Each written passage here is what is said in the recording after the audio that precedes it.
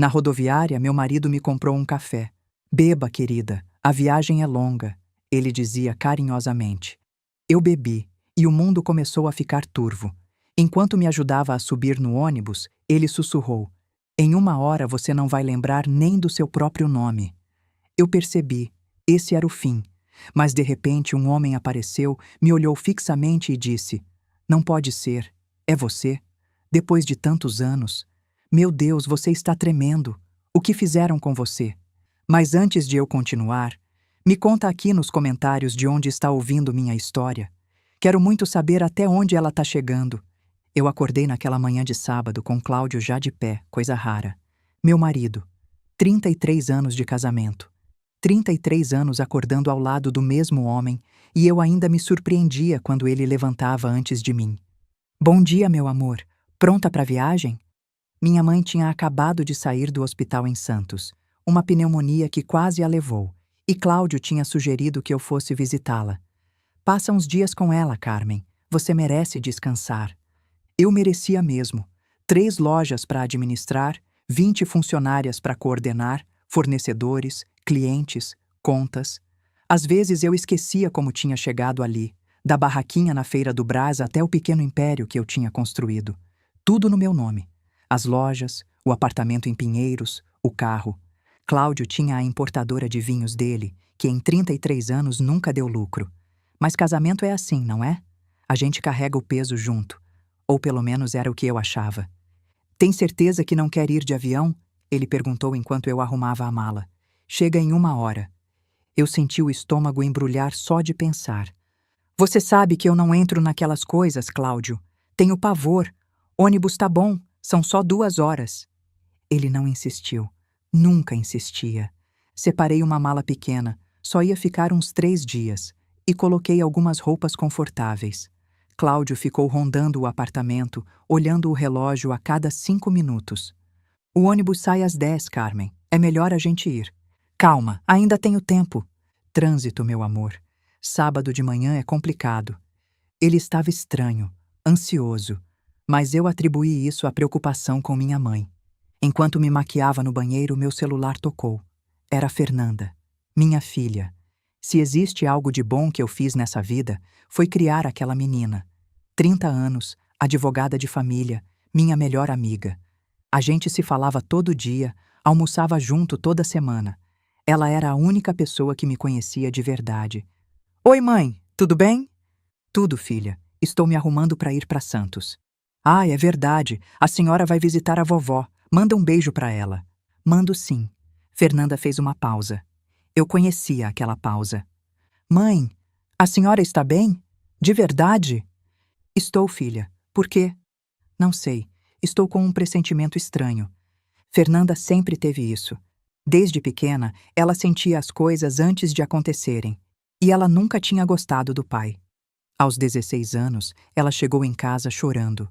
Disse que tinha visto o pai no shopping, de mãos dadas com uma mulher. Eu não quis acreditar. Briguei com ela. Disse que ela estava inventando.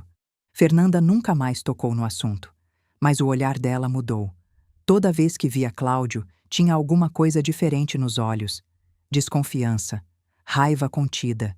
Eu percebia, mas fingia que não via. É mais fácil ignorar os sinais do que enfrentar a verdade. Estou bem, filha. Não se preocupa. Tá bom, mãe. Me liga quando chegar, tá? Ligo sim. Te amo. Também te amo, mãe. Muito. Desliguei com um aperto no peito. Terminei de me arrumar e encontrei Cláudio na sala, com minha mala na mão. Pronta? Pronta. Ele sorriu. Um sorriso estranho. Um sorriso que eu nunca tinha visto antes. Se eu soubesse o que me esperava naquela rodoviária, teria abraçado minha filha uma última vez. Teria dito que ela sempre esteve certa sobre o pai. Mas eu não sabia. E fui. O terminal Tietê estava cheio naquele sábado de manhã. Cláudio, Santos não sai do Jabaquara? Mudou a empresa, meu amor. Essa aqui é melhor. Ônibus mais novo. Eu não questionei. Cláudio sempre cuidava dessas coisas. Famílias indo viajar, jovens com mochilas, idosos com sacolas, o barulho de motores, anúncios no alto-falante, gente correndo para não perder o ônibus. Eu sempre achei rodoviárias lugares tristes. Despedidas, saudades, distâncias. Cláudio carregava minha mala. Isso era estranho. Ele nunca carregava nada para mim. Em 33 anos, eu não lembrava de uma única vez em que ele tivesse se oferecido para carregar minhas coisas. Mas eu estava cansada demais para questionar. Cansada demais para desconfiar. Ele estava suando. Olhava para os lados a cada 2 segundos, como se estivesse procurando alguém, ou como se tivesse medo de ser visto. Você está bem, Cláudio? Estou, meu amor. Só está calor aqui dentro. Não estava calor. A rodoviária tinha ar-condicionado, mas eu deixei passar. Vou comprar um café para você, ele disse. Espera aqui. Ele saiu correndo antes que eu pudesse responder. Voltou 2 minutos depois com um copo de café na mão. Toma, para você não dormir na viagem. Eu peguei o café. Estava quente, com aquele cheirinho bom. Tomei um gole. Tinha um gosto levemente amargo, diferente do normal, mas eu atribuí isso ao café da rodoviária. Café de rodoviária nunca é bom mesmo. Tomei mais um gole. E mais um. Cláudio olhava para mim com uma intensidade estranha, como se estivesse esperando alguma coisa. Vamos, meu amor, seu ônibus está quase saindo. Ele me conduziu até a plataforma. Minha cabeça começou a ficar estranha, leve, como se estivesse flutuando. Cláudio, estou me sentindo tonta. É o calor, meu amor. Vai melhorar quando o ônibus pegar a estrada. Minhas pernas começaram a falhar. Eu tentei me apoiar nele e ele me segurou com força demais. Vem, Carmen, vou te ajudar a subir. Ele praticamente me carregou até o ônibus. Minha visão já estava tão turva que eu não conseguia ler nada, nem a placa do ônibus, nem o destino no letreiro. O motorista olhou para a gente com estranheza, mas não disse nada. Cláudio mostrou minha passagem. Quando ele tinha comprado aquilo? Eu não lembrava, e me levou até um assento no fundo. Eu mal conseguia manter os olhos abertos. O mundo estava girando. As vozes pareciam vir de muito longe. Cláudio se inclinou sobre mim. O rosto dele estava perto do meu, tão perto que eu podia sentir o hálito dele no meu ouvido. E então ele sussurrou: "Em 1 hora você não vai lembrar nem do seu próprio nome." Eu tentei gritar, tentei me levantar, tentei fazer alguma coisa, mas meu corpo não obedecia. Era como se eu estivesse presa dentro de mim mesma, assistindo tudo acontecer sem poder reagir. Cláudio se afastou. Olhou para mim uma última vez, com um sorriso que eu nunca vou esquecer. Um sorriso de vitória, de alívio, de crueldade. Adeus, Carmen. Ele saiu do ônibus sem olhar para trás. Eu consegui virar a cabeça para o lado com muito esforço. Vi ele pela janela, caminhando tranquilo pelo terminal, como se nada tivesse acontecido. Como se não tivesse acabado de destruir a vida da mulher com quem estava casado há 33 anos. O ônibus começou a se mover. Minha consciência estava escapando. As imagens ficavam cada vez mais borradas, os sons cada vez mais distantes. Eu sabia que estava morrendo. Não de verdade, mas de uma forma pior. Eu estava sendo apagada. A última coisa que eu pensei antes de quase perder a consciência foi em Fernanda. Ela tinha razão. Ela sempre teve razão. E eu nunca pedi desculpas. O ônibus parou. Eu não sei quanto tempo tinha passado. Minutos? Horas? O tempo tinha perdido o sentido. Eu estava num estado entre a consciência e o sono, entre a vida e a morte. Parada de estrada.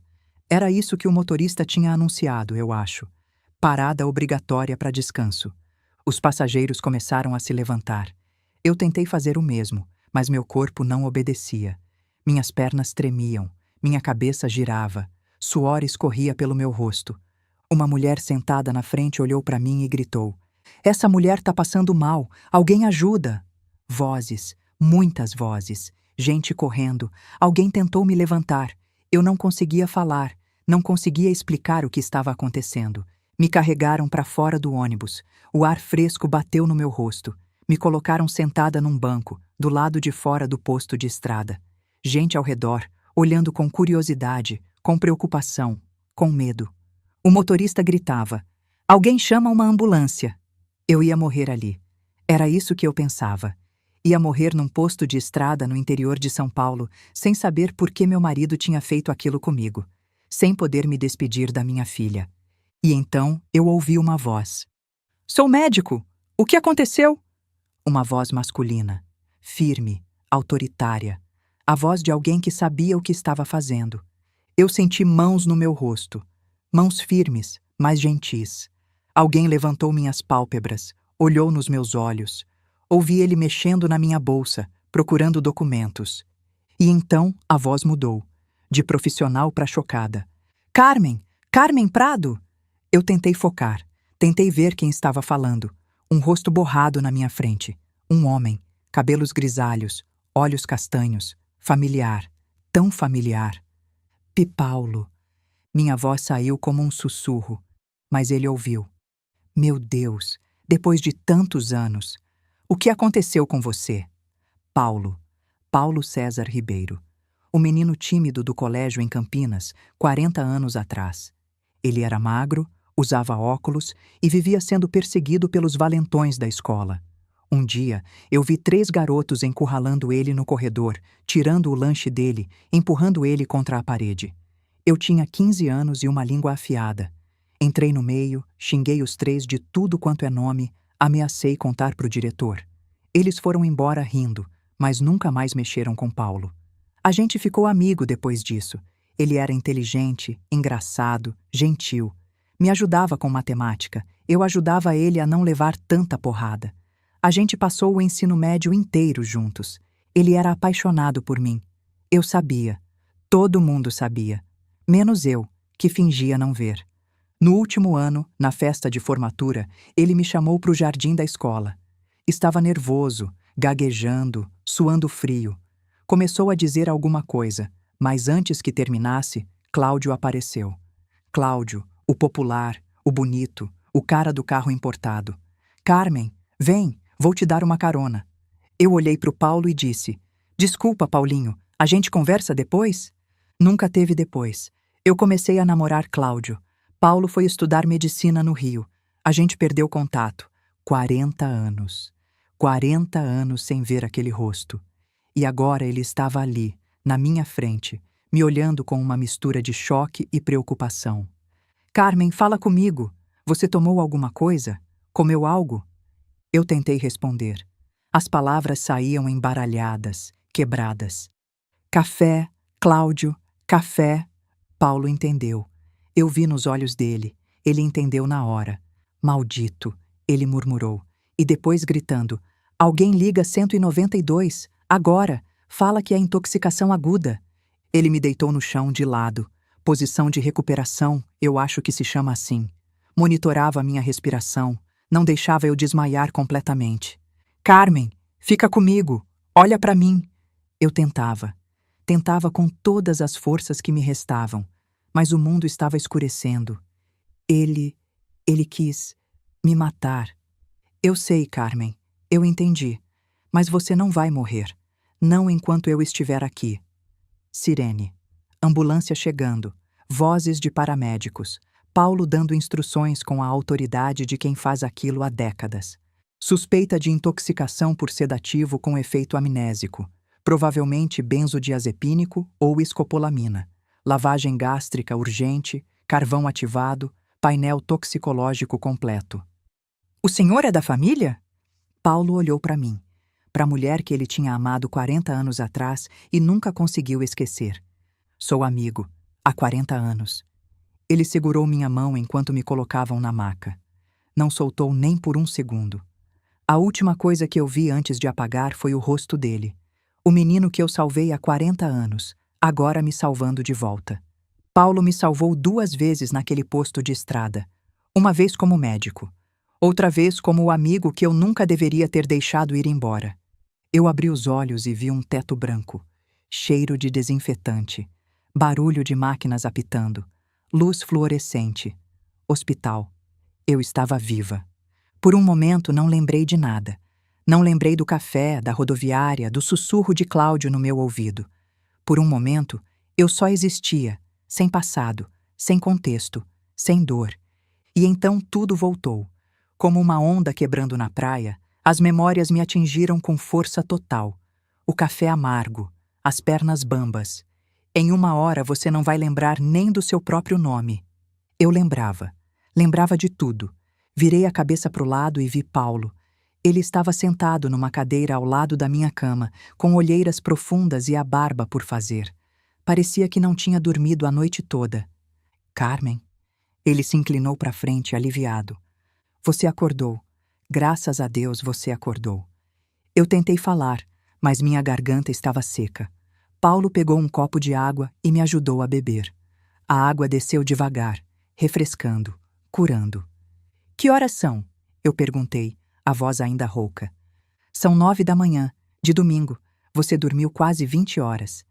20 horas. Um dia inteiro da minha vida, apagado pela droga que meu marido tinha colocado no meu café. Paulo, o que aconteceu comigo? Ele respirou fundo, segurou minha mão com as duas dele. Carmen, eu preciso te contar uma coisa, e não vai ser fácil de ouvir. Eu já sei, o Cláudio tentou me matar. Não exatamente matar, pior. Pior? O que poderia ser pior do que matar?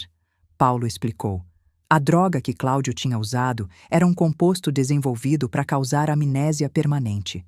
Não matava o corpo, mas matava a mente. Se eu tivesse chegado ao hospital algumas horas mais tarde, eu teria acordado sem lembrar de nada. Sem lembrar do meu nome, da minha vida, da minha filha. Seria uma casca vazia, uma pessoa sem identidade. Ele queria te apagar, Carmen. Não te matar, te apagar. Eu senti náusea. Não da droga, da traição. Mas por quê? Eu não entendo. Por que ele faria isso? Eu não sei, mas a gente vai descobrir. Paulo me mostrou a passagem de ônibus que tinha sido encontrada na minha bolsa. Não era para Santos, como Cláudio tinha dito. Era para Cuiabá. Uma viagem de quase 2 dias. E o nome na passagem não era Carmen Prado.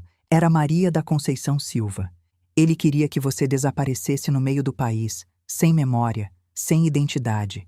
Você ia virar uma indigente, uma pessoa sem passado, e ele ia ficar com tudo. Ficar com tudo. As lojas, o apartamento, o carro, tudo que eu tinha construído em décadas de trabalho. 33 anos, eu sussurrei. 33 anos de casamento. E ele faz isso comigo. As lágrimas vieram. Eu não consegui segurar. Chorei como não chorava desde que era criança, soluços profundos que sacudiam meu corpo inteiro. Paulo não disse nada, só segurou minha mão e deixou eu chorar. Quando as lágrimas finalmente pararam, eu olhei para ele. O que eu faço agora, Paulo? Primeiro, a gente chama a polícia. Você tem uma amiga delegada, não tem? Você mencionou isso quando estava semiconsciente. Sônia Medeiros. A gente foi colega na faculdade. Então liga para ela, conta tudo, e depois a gente planeja. Planeja o quê? Paulo sorriu. Um sorriso triste, mas determinado. A sua vingança. Eu liguei para Sônia daquela cama de hospital, com Paulo ao meu lado. Sônia e eu tínhamos feito faculdade juntas, há mais de 30 anos. Ela tinha ido para a área policial, eu para a área de moda. Mas a gente nunca perdeu contato. Almoçávamos juntas uma vez por mês, tomávamos vinho nas festas de fim de ano e eu sabia que podia contar com ela para qualquer coisa, inclusive prender meu marido. Carmen, meu Deus, o que aconteceu? Você some por um dia inteiro e agora me liga de um hospital no interior? Eu contei tudo. O café, a rodoviária, o sussurro, o ônibus, Paulo me encontrando no posto de estrada. Sônia ouviu em silêncio. E eu conhecia aquele silêncio. Era o silêncio dela quando estava processando informações, montando um caso na cabeça. Carmen, eu já vi muito homem covarde nessa profissão, ela disse quando eu terminei. Mas esse seu marido é de uma espécie rara de verme. Sônia, eu preciso de ajuda. E você vai ter. Pode deixar que eu cuido dele. Você só precisa ficar viva e ficar escondida. Ninguém pode saber que você está aí. Ninguém pode saber que você lembra de tudo. A única exceção vai ser a Fernanda. Vou precisar dela para o plano jurídico e confio nela como confio em você. Entendido. E Carmen? O quê? 30 anos de amizade. Você acha que eu ia te abandonar agora? Desliguei o telefone sentindo pela primeira vez desde que tinha acordado uma pontada de esperança. Paulo não tinha saído do meu lado. Ele tinha cancelado o congresso de neurologia para qual estava indo quando me encontrou no posto de estrada. Paulo, você não precisa ficar aqui. Eu já estou melhor. Eu sei que não preciso, mas eu quero. Ele olhou pela janela do quarto, para o céu azul lá fora. Você me salvou uma vez, Carmen. No colégio, quando aqueles caras iam me bater, você apareceu do nada e enfrentou todo mundo por mim. Eu lembrava. Claro que lembrava. Eu nunca esqueci, e não vou embora agora. Não dessa vez. Eu segurei a mão dele e deixei o silêncio falar por nós. Naquela noite, deitada naquela cama de hospital, eu fiz uma promessa para mim mesma. Quando tudo aquilo acabasse, eu ia pedir perdão para Fernanda. Ia dizer que ela sempre esteve certa. Ia ser a mãe que ela merecia. Se eu sobrevivesse. Sônia trabalhou rápido. Em 2 dias, ela tinha montado um dossiê completo sobre a vida secreta do meu marido. E o que ela descobriu era pior do que eu imaginava. A importadora de vinhos? Tinha falido há 2 anos. Cláudio tinha escondido isso de mim, fingindo que ia trabalhar toda manhã, quando na verdade passava o dia fazendo sabe-se lá o quê. Mas não era só isso. Cláudio tinha dívidas. Dívidas enormes. 2.800.000 reais com um agiota ligado ao crime organizado. Ele tinha investido em um esquema ilegal de importação que deu errado, e agora estava sendo ameaçado de morte. E para completar o quadro, ele tinha uma amante. Jéssica, 32 anos, personal trainer, loira platinada, unhas enormes, roupas apertadas. Sônia me mostrou as fotos. Os dois no motel, de mãos dadas no shopping, jantando em restaurantes caros.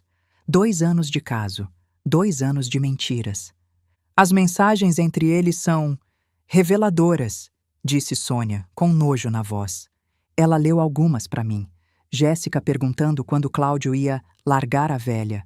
Cláudio prometendo que logo ia estar tudo resolvido. Jéssica cobrando presentes, viagens, luxos que Cláudio pagava com o dinheiro que eu achava que ia para a empresa dele. Ela sabia das dívidas? Sabia, e mesmo assim continuou com ele, achando que quando você sumisse, ela ia ficar com tudo. Sumisse. Que palavra bonita para o que ele tentou fazer comigo.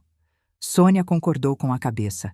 Ela tinha conseguido também a confissão do farmacêutico que vendeu a droga para Cláudio. 15.000 reais por um composto que deveria me transformar em um vegetal ambulante. Temos as câmeras da rodoviária também, ela continuou. Cláudio colocando o pó no café, te carregando para o ônibus, saindo sem olhar para trás. Está tudo gravado. Eu deveria estar chorando. Deveria estar destruída. Mas eu já tinha chorado tanto nas últimas 48 horas que não tinha mais lágrimas. Só tinha raiva. Uma raiva fria, calculada, que queimava no meu peito como brasa. E agora? Eu perguntei. O que a gente faz? Sônia sorriu. Um sorriso de predadora. Agora a gente espera. Cláudio entrou com um pedido na justiça para ter acesso às suas contas bancárias. Disse que você desapareceu e ele precisa do dinheiro para financiar as buscas. As buscas. Que ironia. A audiência é daqui a 5 dias e você vai aparecer lá, viva, com memória, com todas as provas. A cara dele vai ser impagável. Ele achou que ia ser o crime perfeito, eu disse. Esqueceu que a melhor amiga dela é delegada, completou Sônia. Nós duas rimos. Um riso amargo, sem alegria, mas ainda assim um riso. Era bom ter alguém do meu lado. Sônia foi embora naquela noite, prometendo voltar em 2 dias com mais informações. Paulo ficou comigo, como tinha ficado desde o começo. Você deveria descansar, eu disse para ele. Já faz 3 dias que você não dorme direito. Eu durmo quando você estiver segura.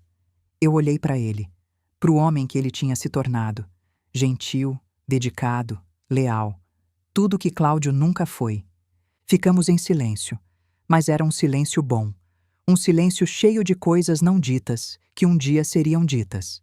Na manhã seguinte, Sônia me ligou com notícias urgentes. Carmen, seu marido ligou para o hospital. Meu sangue gelou. Ele sabe que eu estou aqui? Não. Ele estava ligando para hospitais no trajeto do ônibus, procurando uma mulher de 50 e poucos anos, sem documentos. A recepcionista quase contou que você estava internada. Quase? Eu cheguei segundos antes. Coloquei você sob proteção policial. Nenhuma informação pode ser passada sobre você para ninguém. Eu respirei aliviada, mas a paranoia tinha se instalado. Sônia, e se ele descobrir? E se ele vier aqui me matar de verdade? Não vai. Tem 2 policiais na porta do seu quarto 24 horas por dia. Você está segura, Carmen. Eu prometo. Eu queria acreditar. Precisava acreditar. Tem mais uma coisa, disse Sônia, e o tom dela mudou. Ficou mais hesitante. O quê? É sobre o Gustavo. Gustavo, meu filho. 32 anos, trabalhava na empresa do pai, vivia pedindo dinheiro emprestado. O que tem o Gustavo? Carmen, ele sabia, da amante, há mais de um ano. O mundo parou. O quê? Encontramos mensagens entre ele e o Cláudio. O Gustavo sabia do caso com a Jéssica e não te contou. E agora, depois que você sumiu, ele concordou em testemunhar a favor do pai no tribunal.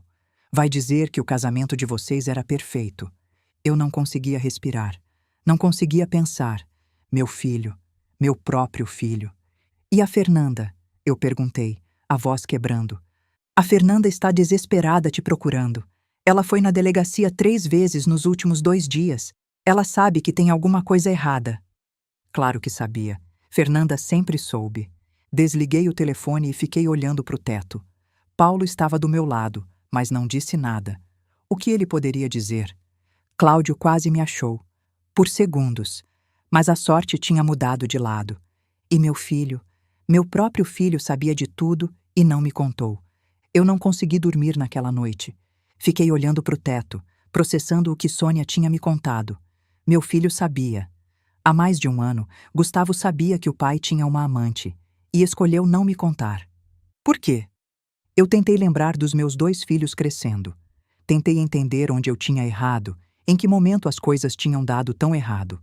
Gustavo sempre foi do pai. Desde pequeno, ele preferia Cláudio. Queria ir junto nas viagens de negócios. Ficava deslumbrado com os presentes caros que o pai trazia. Repetia as frases que Cláudio dizia como se fossem verdades absolutas. Eu achava bonito. Um menino que admira o pai. O que poderia ter de errado nisso? Tudo. Tudo estava errado. Cláudio levava Gustavo para reuniões que provavelmente eram encontros com a amante. Dava dinheiro para ele ficar quieto, para não fazer perguntas, para ser cúmplice. E Gustavo aceitava. Aceitava porque era mais fácil. Porque o dinheiro era bom. Porque ele nunca tinha aprendido a diferença entre certo e errado. A culpa era minha também. Eu estava ocupada demais construindo meu negócio, trabalhando demais para sustentar a família, enquanto Cláudio fingia ter uma empresa.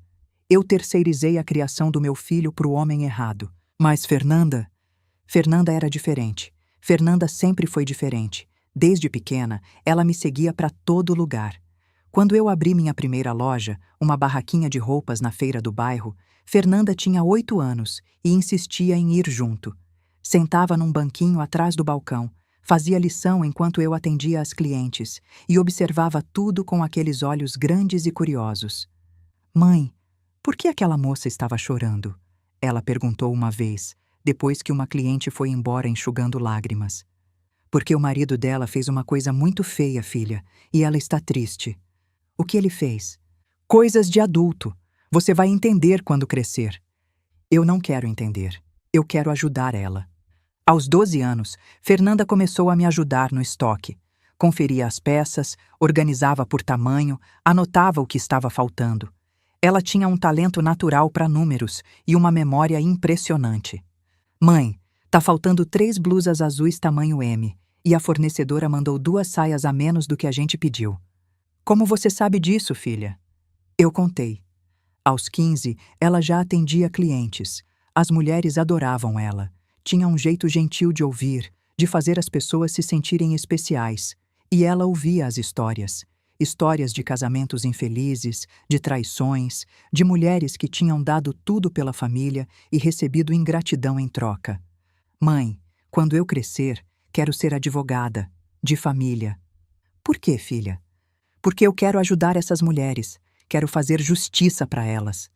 Eu abracei minha filha naquele dia, orgulhosa. Não sabia que um dia eu seria uma dessas mulheres. Aos 16, Fernanda veio me contar que tinha visto o pai com outra mulher. E eu não acreditei. Chamei ela de mentirosa.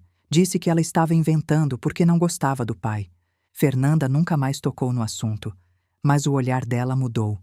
Ela se afastou de Cláudio, passou a evitá-lo, a falar o mínimo necessário. E eu, cega e covarde, Fingi que não percebia. Aos 18, ela entrou na faculdade de Direito. Aos 23, passou na OAB, na segunda tentativa, depois de uma primeira reprovação que a destruiu. Eu lembro do telefonema dela, chorando, dizendo que era uma fracassada. Fernanda, escuta o que eu vou te dizer. Levanta, sacode a poeira e tenta de novo. É assim que a gente faz. É assim que eu sempre fiz. Ela levantou, sacudiu a poeira, tentou de novo e passou. Aos 30 anos, Fernanda era uma advogada respeitada, especialista em casos de violência doméstica e divórcios litigiosos. Ela defendia mulheres como as clientes da minha loja, mulheres que tinham sido traídas, abandonadas, humilhadas. E ela era boa no que fazia. A gente se falava todo dia, almoçava junto toda semana. Ela era minha melhor amiga, minha confidente, a única pessoa que me conhecia de verdade. Quando eu estava triste, ela percebia antes de eu abrir a boca. Quando eu estava feliz, ela comemorava comigo. Mãe, a senhora é minha heroína, ela me disse uma vez, num almoço de domingo. A senhora construiu tudo isso do zero. Começou vendendo roupa na feira e hoje tem 3 lojas. Eu quero ser igual à senhora quando crescer. Você já cresceu, filha, e você é muito melhor do que eu. Impossível. Deitada naquela cama de hospital, pensando nos meus 2 filhos, eu finalmente entendi a diferença entre eles. Gustavo tinha escolhido o dinheiro, Fernanda tinha me escolhido. E agora, enquanto eu estava ali, escondida, machucada, traída, Gustavo estava se preparando para testemunhar a favor do pai, e Fernanda estava desesperada me procurando. Eu precisava falar com ela, precisava contar a verdade. Sônia autorizou. Disse que Fernanda era de confiança, que poderia ajudar no plano. E no fim da tarde, meu telefone tocou com o nome dela na tela. Minha filha. Eu atendi tremendo. Mãe, mãe! Fernanda estava chorando, soluçando. Eu nunca tinha ouvido ela chorar assim. A Sônia me contou. Mãe, graças a Deus, eu achei que tinha perdido a senhora. Eu estou aqui, filha, estou viva. Eu sabia que tinha alguma coisa errada. Eu sabia. Eu senti, mãe. Quando a senhora não atendeu o telefone, quando a senhora não mandou mensagem dizendo que tinha chegado, eu senti que tinha alguma coisa muito errada. Eu devia ter te ouvido, filha. Há 14 anos, quando você viu ele no shopping. Silêncio. Fernanda chorando mais. A senhora lembra disso? Eu nunca esqueci, Fernanda. Só não quis acreditar. E eu sinto muito. Sinto muito por não ter te ouvido, por ter te chamado de mentirosa, por ter escolhido ele em vez de você. Mãe, me perdoa. Me perdoa por não ter insistido mais. Perdoar? Você me perdoa, filha. Você estava certa esse tempo todo, e eu fui uma idiota. A senhora não foi idiota. A senhora confiou no marido. Não tem nada de errado nisso. Tinha tudo de errado, filha, e eu quase paguei com a minha vida. Fernanda quis ir ao hospital na hora, imediatamente, pegar o carro e dirigir até Ribeirão Preto, me abraçar, me proteger. Ainda não, filha. A Sônia tem um plano, uma audiência daqui a 5 dias. Eu preciso aparecer lá viva, com todas as provas. Que audiência? Eu expliquei. Cláudio pedindo acesso às minhas contas, alegando que eu tinha desaparecido, fingindo de marido preocupado. Eu vou estar lá, disse Fernanda, a voz mudando de chorosa para determinada. Eu vou ser sua advogada nessa audiência. Filha, você não precisa. Mãe, a voz dela cortou a minha, firme, sem espaço para discussão. A senhora me ensinou a ser forte, me ensinou a lutar. A senhora me disse para levantar, sacudir a poeira e tentar de novo. Agora é minha vez de fazer o mesmo pela senhora. Não discute comigo. Eu chorei, mas dessa vez eram lágrimas diferentes. Lágrimas de gratidão, de orgulho, de amor. O que eu fiz para merecer uma filha como você? A senhora me criou, é isso que fez. Sônia chegou no hospital 2 dias antes da audiência. Ela trouxe tudo. As provas, os vídeos, os prints de mensagens, a confissão do farmacêutico, uma pasta grossa de documentos que provavam, sem sombra de dúvida, que meu marido tinha tentado me destruir. O plano é simples, ela explicou, espalhando os papéis na mesinha do quarto. Cláudio entrou com um pedido de acesso às suas contas. Disse que você desapareceu e ele precisa do dinheiro para financiar as buscas. Que ironia!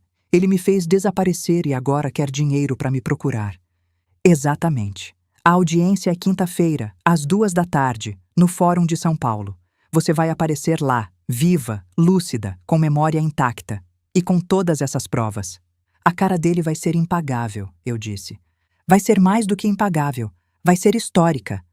Paulo estava sentado do outro lado do quarto, ouvindo em silêncio. Ele não tinha saído do meu lado em nenhum momento durante aqueles dias. Tinha se tornado minha âncora, meu ponto de equilíbrio, minha razão para acreditar que ainda existiam homens bons no mundo. Sônia hesitou, olhou para Paulo, depois para mim. Carmen, tem mais uma coisa, sobre o Gustavo. Meu estômago afundou. O que tem? Ela me mostrou prints de conversa entre Cláudio e Gustavo. Mensagens trocadas nos últimos meses, nos últimos anos. Meu filho sabia da amante. Há mais de um ano, ele sabia. Mas não era só isso. Quando você sumiu, Cláudio ligou para o Gustavo, disse Sônia. Pediu para ele testemunhar a favor dele no tribunal. Dizer que o casamento de vocês era perfeito, que você nunca dava sinais de querer ir embora. E o que o Gustavo respondeu? Sônia me mostrou a mensagem. Tô junto, pai. Falo que o casamento era perfeito. Eu li. Rele. Não conseguia processar. Tem mais, disse Sônia. A gente grampeou o telefone do Cláudio. Tem um áudio do Gustavo. Ela apertou o play. A voz do meu filho encheu o quarto. Pai, a mãe desconfiava de alguma coisa? E a voz de Cláudio respondendo. Não se preocupa, ela não desconfiava de nada. A voz do meu filho, fria, calculista, perguntando se eu tinha descoberto alguma coisa antes de ser envenenada. Como se fosse uma questão logística, como se eu fosse um problema a ser resolvido. Eu corri para o banheiro e vomitei. Não era a droga, não era a fraqueza, era a traição do meu próprio sangue. Quando voltei para o quarto, Paulo me abraçou. Sônia ficou em silêncio, esperando. Eu não consigo, eu disse, a voz quebrada. Não consigo enfrentar os dois, meu marido e meu filho. Como eu vou fazer isso? Carmen, começou Sônia. Eu só quero ir embora, sumir, recomeçar em outro lugar, longe de tudo isso. Paulo e Sônia se olharam, sem saber o que dizer. E então meu telefone tocou. Minha filha. Eu atendi, a voz ainda rouca do choro. Fernanda. Mãe, o que aconteceu? A senhora está diferente. Eu sinto na sua voz. Eu contei. Sobre Gustavo, sobre as mensagens, sobre o áudio. Silêncio do outro lado da linha.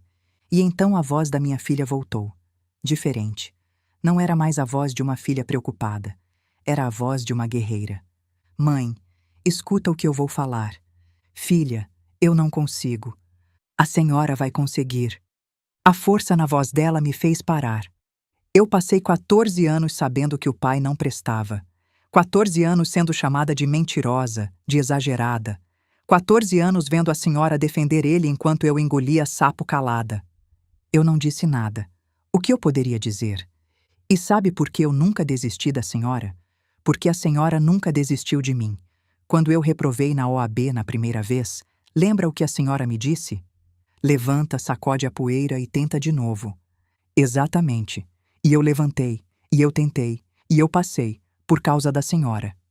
Silêncio. Então agora sou eu que tô dizendo, levanta, mãe, sacode a poeira, e vai pro tribunal destruir esses dois. Eu comecei a chorar de novo, mas eram lágrimas diferentes. A senhora construiu um império vendendo roupa em feira.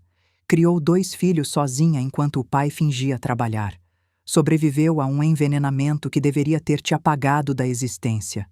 A senhora acha que não consegue enfrentar um covarde e um mimado? Eu ri no meio do choro. Um riso molhado, mas ainda assim um riso. E outra coisa, mãe. Se a senhora não for, eu vou. Eu vou lá sozinha e destruo os 2 com minhas próprias mãos. Mas eu prefiro que a senhora veja, porque a senhora merece ver a cara deles quando perceberem que perderam.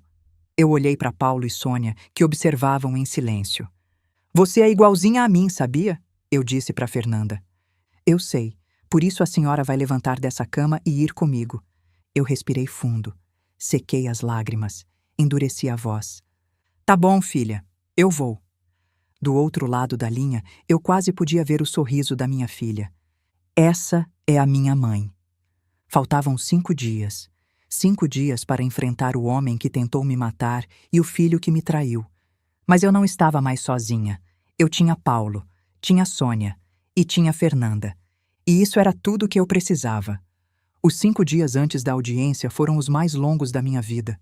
Eu me recuperava aos poucos. A droga tinha saído do meu sistema, mas os efeitos emocionais ainda estavam lá.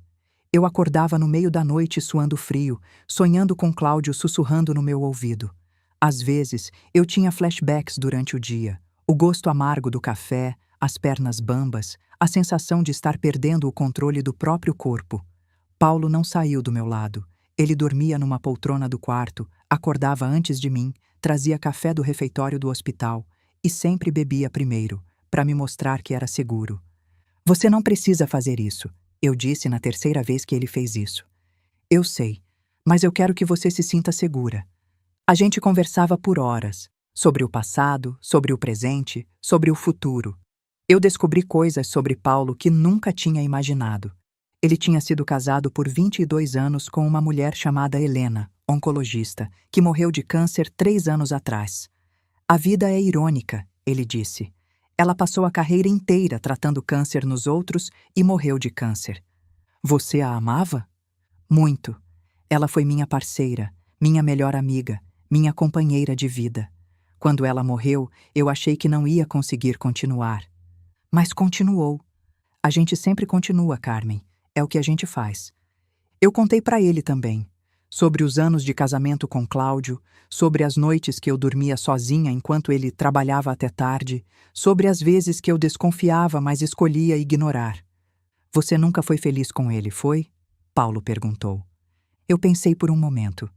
Será que eu tinha sido feliz? Eu achava que era, mas acho que eu só estava acostumada. Acostumada com a rotina, com a companhia, com a ideia de ter uma família. Felicidade de verdade? Não sei se eu conheci isso. Conheceu sim, disse Paulo. Você me contou sobre a Fernanda, sobre como vocês são próximas, como ela é sua melhor amiga. Isso é felicidade, Carmen. Isso é amor de verdade. Ele tinha razão. Fernanda era minha felicidade. Sempre tinha sido. Na quarta noite, enquanto eu tentava dormir, Paulo puxou a poltrona para perto da minha cama. Carmen, posso te contar uma coisa? Claro. Você lembra daquela noite? A festa de formatura no jardim da escola? Eu fechei os olhos e lembrei. Era dezembro de 1984, a última festa do colégio antes do vestibular.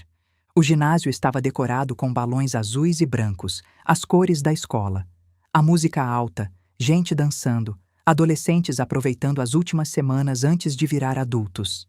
Eu estava perto da mesa de refrigerantes quando Paulo apareceu do meu lado.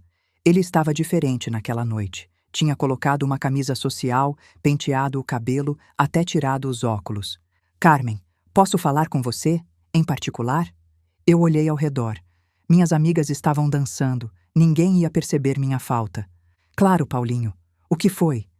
Ele me levou para o jardim da escola. Era uma noite quente de verão, com a lua cheia iluminando tudo. O cheiro de jasmim no ar, grilos cantando, a música da festa abafada pela distância. A gente parou embaixo de uma árvore. Paulo estava tremendo. Carmen, eu preciso te dizer uma coisa. O que foi? Você está bem? Estou. Quer dizer, não estou. Quer dizer... Ele respirou fundo. Eu ensaiei isso 1000 vezes na minha cabeça, mas agora que você está aqui na minha frente, eu esqueci tudo. Eu ri. Calma, Paulinho. Sou eu. Pode falar. Ele olhou para mim, nos olhos, e eu vi alguma coisa ali que eu nunca tinha visto antes. Ou talvez tivesse visto e tivesse fingido não ver. Carmen, a gente é amigo há 3 anos, e nesses 3 anos você foi a pessoa mais importante da minha vida. Você me defendeu quando ninguém mais defendia. Você me fez rir quando eu só queria chorar. Você me fez acreditar que eu podia ser alguém. Meu coração começou a acelerar. E eu não sei como dizer isso, mas... Ele deu um passo na minha direção. Eu podia sentir o calor dele, o nervosismo dele, o amor dele. Carmen, eu te... Uma buzina cortou a noite. A gente se virou. Um carro vermelho tinha parado na entrada da escola. Um Chevette do ano, brilhando sob a luz dos postes. E encostado nele, sorrindo como se fosse dono do mundo, estava Cláudio. Carmen, vem, vou te dar uma carona. Cláudio, o popular, o bonito, o capitão do time de vôlei, o cara que todas as meninas queriam e que por algum motivo tinha escolhido me notar naquele mês. Eu olhei para Paulo, para o meu amigo, para o menino que estava prestes a me dizer alguma coisa importante. Desculpa, Paulinho, a gente conversa depois? E eu fui, sem olhar para trás, sem ver o rosto dele desmoronando, sem saber que aquele depois nunca ia chegar. Eu abri os olhos. Estava de volta ao quarto do hospital, 40 anos depois. Eu ia te pedir em namoro naquela noite, disse Paulo, a voz rouca. Ia dizer que te amava desde os 14 anos, que você era a pessoa mais corajosa e mais bonita que eu conhecia, que eu queria passar o resto da vida do seu lado. Paulo. E então o Cláudio apareceu, com aquele carro, com aquele sorriso, e você foi embora. Eu não sabia. Eu juro que não sabia. Eu sei. Você era jovem. E ele era... ele. Silêncio. Eu fiquei no jardim por 1 hora depois que você foi embora, ele continuou, olhando para a lua, tentando entender onde eu tinha errado, e então eu decidi que ia ser alguém, que ia estudar medicina, ia virar um profissional respeitado, ia provar que eu era bom o suficiente. Você não precisava provar nada. Eu sei disso agora, mas naquela época eu achava que você tinha escolhido ele porque ele era melhor que eu, mais bonito, mais rico, mais popular. E eu passei 40 anos tentando compensar isso. Silêncio. Você se arrepende? Eu perguntei. De não ter insistido naquela noite? Todos os dias da minha vida. E agora? Paulo sorriu. Um sorriso triste, mas cheio de esperança. Agora eu tenho uma segunda chance, e não vou desperdiçar. No dia seguinte, Fernanda chegou. Eu ouvi os passos dela no corredor antes de vê-la. Passos rápidos, determinados, de alguém que está com pressa de chegar a algum lugar. E então a porta do quarto se abriu e lá estava ela. Minha filha, minha Fernanda. Ela estava de tailleur preto, cabelo preso num coque elegante, pasta de advogada na mão. Parecia mais velha do que eu lembrava, mais séria, mais forte. Mas quando ela me viu, toda essa fachada profissional desmoronou. Mãe! Ela correu até minha cama e me abraçou. Um abraço apertado, desesperado, de quem tinha achado que ia perder a pessoa mais importante da vida. Mãe, graças a Deus a senhora está bem. Eu a abracei de volta com toda a força que eu tinha. Eu estou aqui, filha. Estou aqui. Ficamos assim por muito tempo, abraçadas, chorando, sem precisar dizer nada. Mãe e filha reunidas depois do pior pesadelo que eu já tinha vivido. Quando finalmente nos separamos, Fernanda enxugou as lágrimas e voltou a ser a advogada. Me conta tudo. Quero saber cada detalhe do que aconteceu, cada prova que a Sônia conseguiu, cada passo do plano. Eu contei, e enquanto eu falava, Fernanda tomava notas, fazia perguntas, montava a estratégia na cabeça. Ela era brilhante, sempre tinha sido, e vê-la em ação me encheu de orgulho. A estratégia é simples, ela disse quando eu terminei. A gente deixa ele falar primeiro, deixa ele fazer o showzinho de marido preocupado, de homem desesperado procurando a esposa. E então a gente entra. E quando entramos? Fernanda sorriu. Um sorriso que eu conhecia bem. O sorriso dela quando estava prestes a destruir alguém no tribunal. A senhora entra atrás de mim. Eu vou na frente como sua advogada. Quando o juiz perguntar quem é a representante legal da vítima, eu me apresento. E então a senhora aparece. E o Cláudio? O Cláudio vai ter um infarte. Não literal, infelizmente. Mas a cara dele vai valer todo esse sofrimento. E o Gustavo? O sorriso de Fernanda desapareceu. Seu rosto ficou duro. O Gustavo fez a escolha dele, escolheu o lado errado, e vai pagar por isso. Eu senti um aperto no peito. Era meu filho, afinal. Mesmo depois de tudo que ele tinha feito, ainda era meu filho. Fernanda, eu não sei se consigo enfrentar ele. É uma coisa enfrentar o Cláudio, mas o Gustavo... Fernanda pegou minha mão. Mãe, escuta. O Gustavo sabia. Sabia há mais de um ano que o pai tinha uma amante. E não só não te contou, como concordou em testemunhar a favor dele, em mentir pro juiz, em te trair. Eu sei, mas... Não tem mas, mãe. Ele escolheu dinheiro. Escolheu a mesada que o pai dava, o apartamento que o pai pagava, a vida de playboy que o pai financiava. Ele te vendeu por conforto. Eu fiquei em silêncio. E enquanto ele fazia isso, enquanto ele escolhia o pai em vez da senhora, sabe o que eu estava fazendo? O quê? Estava na delegacia, 3 vezes em 2 dias, implorando para Sônia me deixar ajudar na investigação, passando noites em claro tentando descobrir o que tinha acontecido com a senhora, chorando no banheiro do escritório porque eu achava que tinha perdido minha mãe. Os olhos de Fernanda estavam cheios de lágrimas, mas a voz continuava firme. Eu sempre estive do seu lado, mãe. Sempre. Desde os 16 anos, quando eu tentei te contar sobre o pai e a senhora não acreditou. Mesmo assim, eu nunca desisti. Nunca abandonei a senhora. Porque é isso que família de verdade faz. Eu a abracei de novo. Minha filha, minha guerreira. Eu sei, filha. Eu sei. E eu sinto muito. Sinto muito por não ter acreditado em você, por ter escolhido ele tantas vezes. Você merecia uma mãe melhor. Eu tive a melhor mãe do mundo, disse Fernanda. A senhora só estava cega, mas agora a senhora está vendo, e a gente vai fazer justiça, juntas. Naquela noite, Fernanda conheceu Paulo. Eu apresentei os dois com um nervosismo que eu não sentia há anos. Fernanda era minha filha, minha melhor amiga, a pessoa cuja opinião mais me importava. E Paulo era... Paulo, o homem que estava me fazendo acreditar em segundas chances. Fernanda olhou para ele por um longo momento, analisando, avaliando, procurando sinais de perigo. E então ela sorriu. Então foi o senhor que salvou minha mãe. Eu só estava no lugar certo, na hora certa. Não é só isso. A Sônia me contou o que o senhor fez. Cancelou o congresso, ficou no hospital todos esses dias, cuidou dela como se fosse... Ela fez uma pausa. Como se fosse importante. Ela é importante, disse Paulo. Sempre foi. Fernanda olhou para mim. Eu vi nos olhos dela a mesma coisa que ela estava vendo nos olhos de Paulo. Mãe, eu gostei dele, ela disse, direta como sempre. Ele olha para a senhora do jeito certo. Do jeito certo? Do jeito que o pai nunca olhou. Eu não soube o que dizer. Então não disse nada. Só sorri. Naquela noite, enquanto eu tentava dormir, Fernanda apareceu no meu quarto. Mãe, está acordada? Estou, filha. O que foi?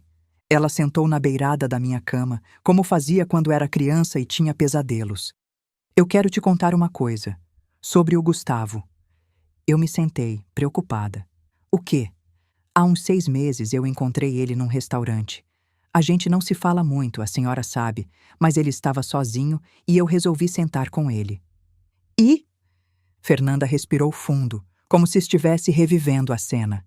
A gente conversou sobre a vida, sobre o trabalho, sobre a família, e em algum momento eu percebi que ele estava estranho. Ficava olhando para o prato, mexendo na comida sem comer. Parecia que tinha alguma coisa pesando nele. O que ele disse? Ele perguntou como a senhora estava. Perguntou se vocês ainda almoçavam juntas, se a senhora parecia feliz.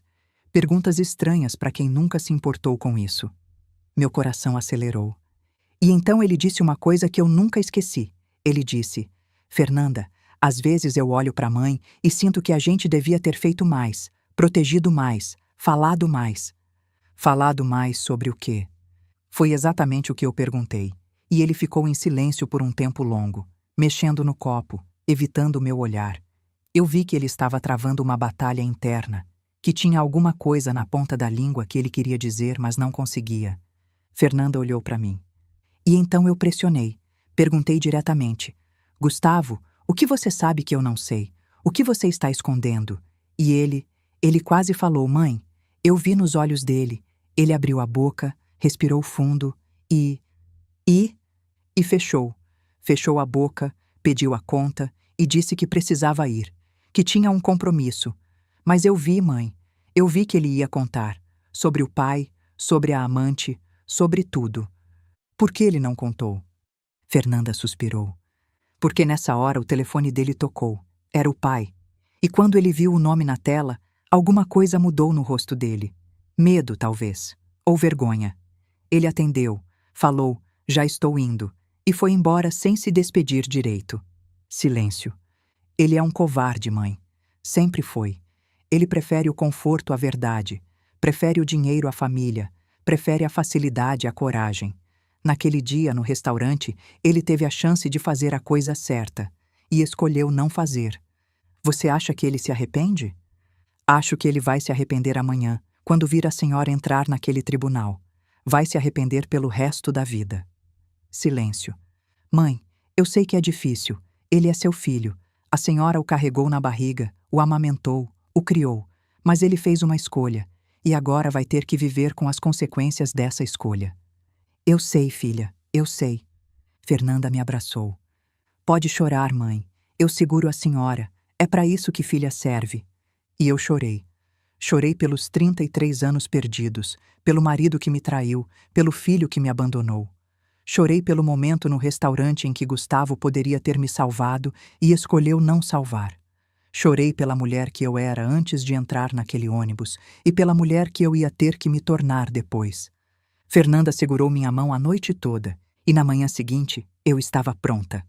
Pronta para enfrentar meu passado. Pronta para reclamar meu futuro. Pronta para destruir os homens que tentaram me destruir. O Fórum de São Paulo estava cheio naquela quinta-feira. Advogados de terno correndo pelos corredores, famílias esperando audiências, funcionários carregando pilhas de processos. O barulho de saltos no piso de mármore, de vozes ecoando nas paredes altas, de vidas sendo decididas atrás de portas fechadas. Eu estava num carro estacionado do lado de fora, com Fernanda e Paulo. Sônia tinha ido na frente, preparar o terreno. A audiência estava marcada para 2 da tarde. Eram 1h45. Mãe, como a senhora está se sentindo? Eu olhei para Fernanda. Minha filha estava impecável. Tailleur preto, cabelo preso, maquiagem discreta. Parecia uma advogada de filme. Parecia alguém que sabia exatamente o que estava fazendo. Nervosa, eu admiti. Muito nervosa. É normal. Mas a senhora não precisa ter medo. Eu vou estar do seu lado o tempo todo.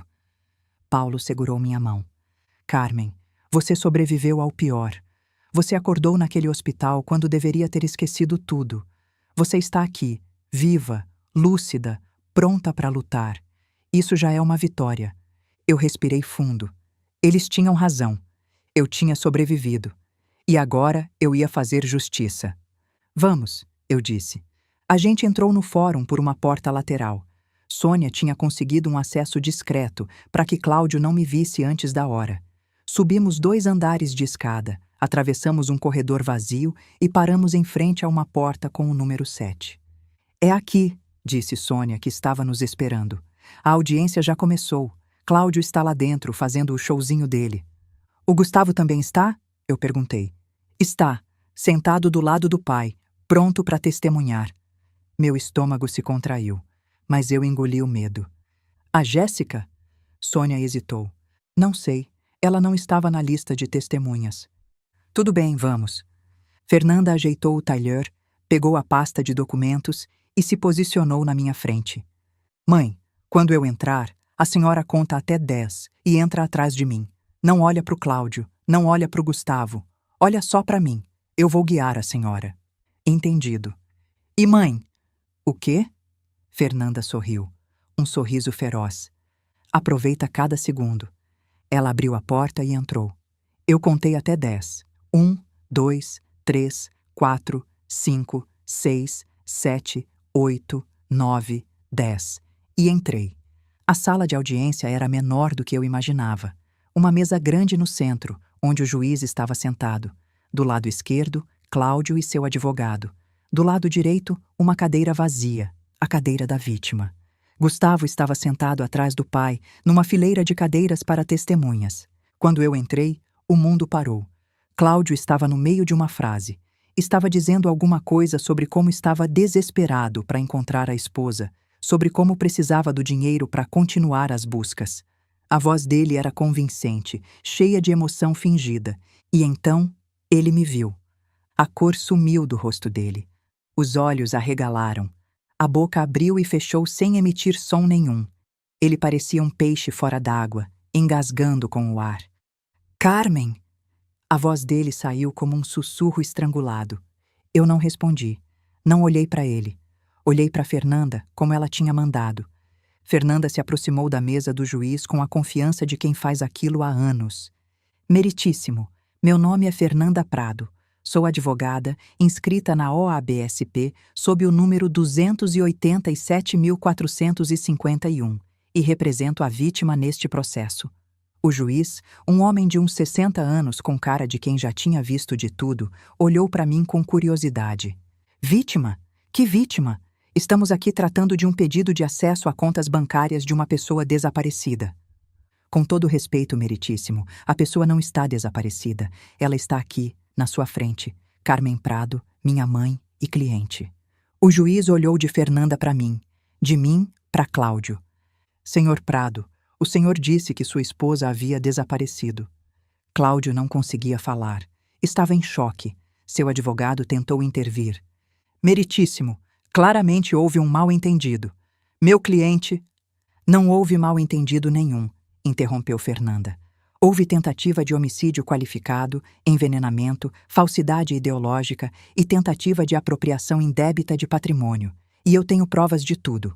A sala explodiu em murmúrios. O juiz bateu o martelo. Silêncio, doutora, essas são acusações muito graves. Eu sei, meritíssimo, por isso eu trouxe as provas. Fernanda abriu a pasta e começou a distribuir documentos. Cópias das mensagens entre Cláudio e Jéssica, prints das conversas com Gustavo, a confissão do farmacêutico, laudos médicos do Hospital de Ribeirão Preto, vídeos das câmeras de segurança da rodoviária. Este é o réu comprando a substância que usou para envenenar minha mãe, ela disse, mostrando um documento. Esta é a receita falsificada que ele usou. Este é o laudo toxicológico mostrando os níveis da droga no sangue dela. E este... Ela fez uma pausa dramática. Este é o vídeo do réu colocando a droga no café da minha mãe, na rodoviária do Tietê, no dia 12 de março deste ano. Fernanda conectou um pendrive no computador da sala. A tela acendeu. E lá estava Cláudio, em preto e branco granulado, olhando para os lados, colocando um pó branco no copo de café, entregando para mim com um sorriso. O senhor pode ver claramente o réu administrando a substância, continuou Fernanda. E aqui, ela avançou o vídeo. O réu carregando a vítima, que já estava sob efeito da droga, para dentro do ônibus. Note que ela mal consegue andar. E aqui, mais um avanço.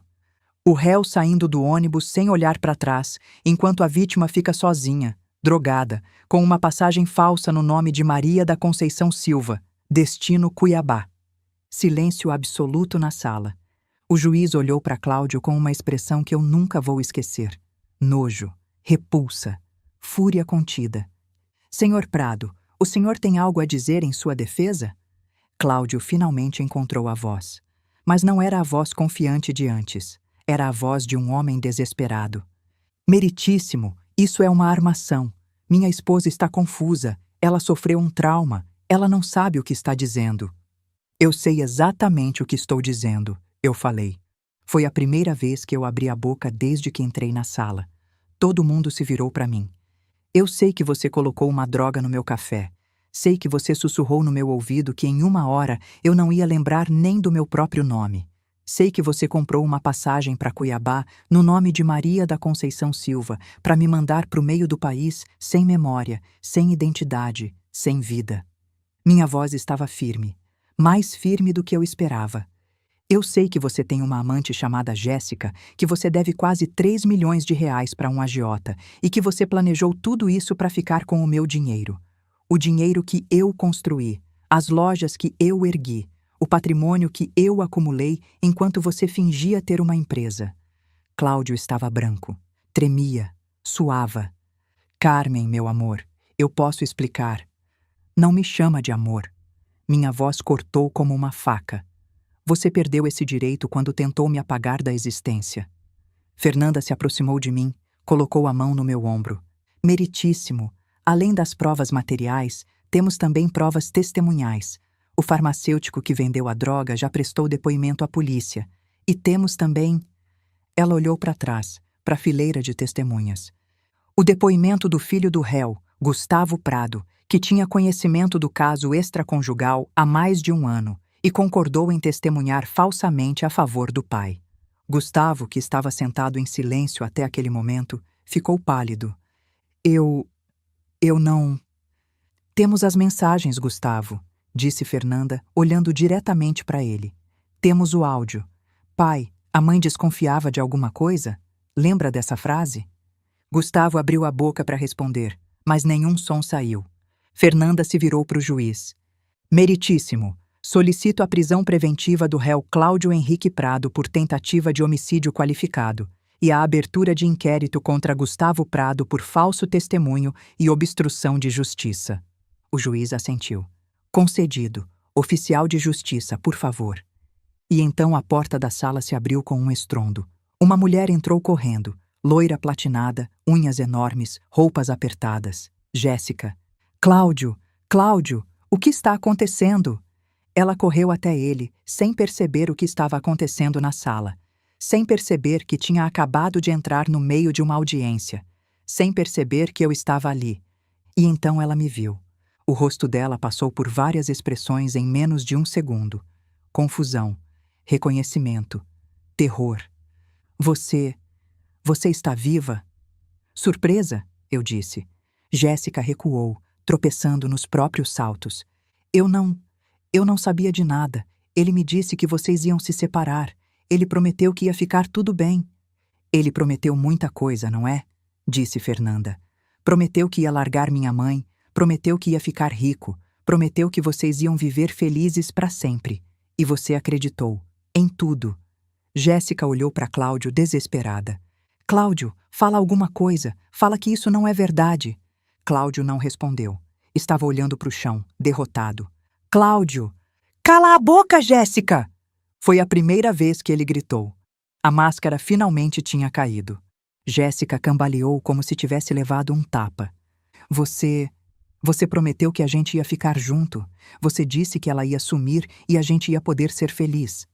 Eu disse para você calar a boca. Mas Jéssica estava em pânico. As palavras saíam em jatos, sem filtro. Você disse que a droga ia fazer ela esquecer tudo. Disse que ela ia virar uma indigente no interior e ninguém ia saber. Disse que o dinheiro ia ser nosso. Silêncio mortal na sala. Jéssica tinha acabado de confessar na frente do juiz que sabia de tudo. Sônia, que estava de pé no fundo da sala, se aproximou. Jéssica Almeida, você está sendo detida como cúmplice de tentativa de homicídio qualificado. Você tem o direito de permanecer calada. Tudo o que disser poderá ser usado contra você. Jéssica começou a gritar, a chorar, a se debater. Eu não fiz nada. Foi tudo ele. Eu só queria ficar com ele. Enquanto os policiais a arrastavam para fora da sala, ela continuava gritando. Mascara escorrendo pelo rosto, cabelo desgrenhado, toda a pose de mulher fatal desmoronando em histeria. Eu a observei ser levada embora. E então me virei para Cláudio. Então essa é a mulher por quem você tentou me matar. A mulher por quem você jogou fora 33 anos de casamento. Eu dei um passo na direção dele. Ela nem é bonita. Alguém na sala riu. Um riso abafado, nervoso. Cláudio ficou vermelho. E então aconteceu. Cláudio caiu de joelhos no chão da sala de audiência, na frente do juiz, na frente dos advogados, na frente de todo mundo. Caiu como um saco vazio, as pernas cedendo embaixo dele. Carmen! A voz dele saiu estrangulada, desesperada. Carmen, por favor, me perdoa. Eu errei. Eu sei que errei, mas eu te amo. Sempre te amei. Eu olhei para ele, para o homem que tinha sido meu marido por 33 anos. Para o homem que tinha colocado veneno no meu café e me mandado para o outro lado do país para morrer sem memória. E agora ele estava ali, de joelhos, chorando, implorando. Por favor, Carmen, diz para o juiz que você me perdoa. Diz que foi um mal-entendido. A gente pode recomeçar, meu amor. A gente pode. Levanta! Minha voz saiu fria como gelo. Carmen, por favor. Levantar. Ele se encolheu, ainda de joelhos, as lágrimas escorrendo pelo rosto. Você quer que eu tenha pena de você? Eu perguntei. Você que planejou me apagar da existência? Você que ia ficar com tudo que eu construí enquanto eu vagava sem memória pelo interior do país? Você quer pena? Silêncio. Eu passei 33 anos da minha vida com você. 33 anos trabalhando, construindo, sustentando essa família enquanto você fingia ter uma empresa. E você retribuiu tentando me matar. Dei um passo para trás. Levanta do chão, Cláudio. Levanta e olha para mim. Ele se levantou cambaleando, os olhos inchados, o rosto molhado, toda a pose de homem confiante destruída. Agora você vai preso, e eu vou embora, e eu nunca, nunca mais quero ver a sua cara. Eu virei as costas para ele. Carmen, Carmen! Ele gritava atrás de mim, mas eu não olhei. Não me virei. Continuei olhando para frente enquanto Sônia se aproximava dele com as algemas. Cláudio Henrique Prado, você está preso por tentativa de homicídio qualificado, envenenamento, falsidade ideológica e tentativa de apropriação indébita de patrimônio. Você tem o direito de permanecer calado. Eu ouvi o clique das algemas. Ouvi ele sendo arrastado para fora, ainda gritando meu nome. Mas não olhei. Não dei esse prazer para ele. Sônia parou do meu lado antes de levá-lo. Vou pessoalmente garantir que ele apodreça na cadeia, Carmen. Eu sei que vai. Quando a porta se fechou atrás de Cláudio, eu me virei para Gustavo. Meu filho estava sentado na mesma cadeira, paralisado. Não tinha se movido durante toda a cena com Jéssica, durante toda a prisão do pai. Estava em choque. Fernanda se posicionou ao meu lado. Gustavo, ela disse, a voz gelada. Você tem algo a dizer? Ele olhou para mim, para os olhos da mãe que ele tinha traído. Mãe, eu não sabia que ele ia fazer isso. Eu juro que não sabia. Você sabia da amante, eu disse. Há mais de um ano. Eu achei que não era da minha conta. Achei que vocês iam se resolver. E quando eu desapareci, quando seu pai disse que eu tinha sumido, você não desconfiou de nada? Gustavo ficou em silêncio. Você concordou em mentir para o juiz, continuou Fernanda. Ia dizer que o casamento dos nossos pais era perfeito. Ia ajudar o pai a roubar o dinheiro da nossa mãe. Eu não ia, eu só... Você escolheu o lado errado, Gustavo. A voz de Fernanda era afiada como navalha. Escolheu dinheiro em vez da nossa mãe. Parabéns. Espero que tenha valido a pena. Gustavo começou a chorar. Mãe, me perdoa. Por favor. Eu errei. Eu sei que errei. Eu olhei para o meu filho, para o homem que eu tinha criado, amamentado, protegido. Para o homem que tinha escolhido o pai criminoso em vez da mãe inocente. Eu não sei se consigo te perdoar, Gustavo. Não agora. Talvez nunca. Mãe, vá embora. A gente conversa depois, se eu conseguir. Gustavo se levantou, cambaleando. Olhou para mim uma última vez, com os olhos cheios de lágrimas, e saiu da sala. Quando a porta se fechou, eu finalmente me permiti respirar. Fernanda me abraçou. A senhora foi incrível, mãe. Incrível. Eu não teria conseguido sem você, filha. A senhora teria conseguido sim. A senhora consegue qualquer coisa. Paulo se aproximou. Ele tinha ficado no fundo da sala durante toda a audiência, observando em silêncio. Carmen, ele disse simplesmente. Eu olhei para ele, para o homem que tinha me salvado num posto de estrada, para o homem que tinha ficado do meu lado durante os piores dias da minha vida, para o homem que me amava há 40 anos e nunca tinha desistido. Acabou, eu disse. Finalmente acabou. Não, disse Paulo com um sorriso suave. Não acabou. Está só começando. O ano e meio seguinte foi de reconstrução. Cláudio foi condenado a 18 anos de prisão por tentativa de homicídio qualificado, envenenamento e falsidade ideológica.